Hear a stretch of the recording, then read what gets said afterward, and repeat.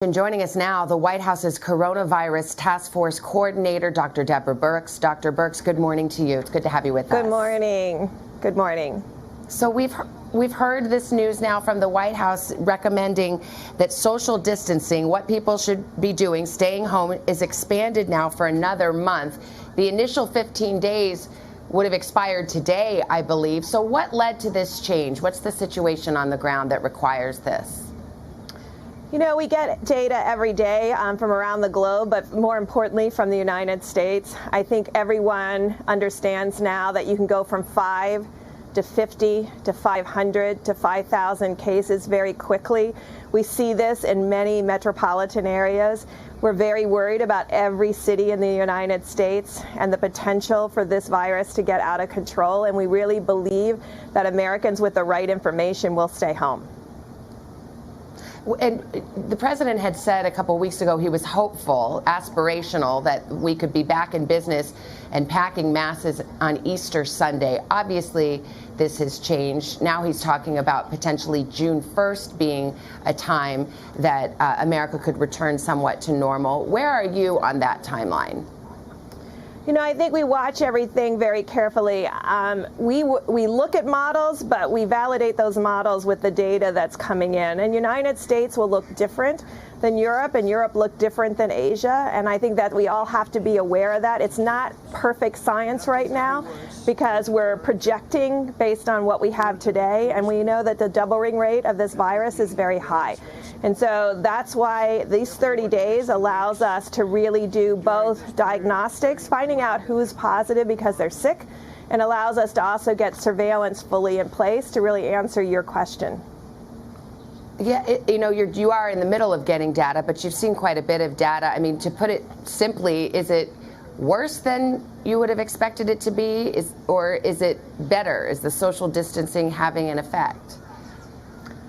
I think in some of the metro areas we were late in getting people to follow the 15-day guidelines. And so we know that from the time you start doing everything that you need, staying home, social distancing, not going out to any restaurant, bars, or even being careful in the grocery stores, absolutely religious hand washing, all of this, we see some metro areas came late to that. I think it will be when this is over, we'll have a lot of time to really compare data about what really worked with this epidemic so that if it comes back in the fall, we'll be better prepared both with treatments, but also in really understanding how it spreads. Dr. Fauci said yesterday we could see millions of cases in this country and as many as 100,000 to 200,000 deaths. Do you agree with that analysis? Is that a worst case scenario or something that we should prepare ourselves as potentially likely? So in the flu models, the worst case scenario is between 1.6 million and 2.2 million deaths. That's the projection if you do nothing.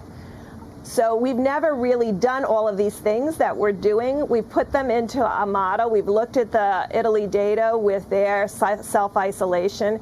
And that's where we come up with, if we do things together well, almost perfectly, we could get in the range of 100,000 to 200,000 fatalities. We don't even want to see that.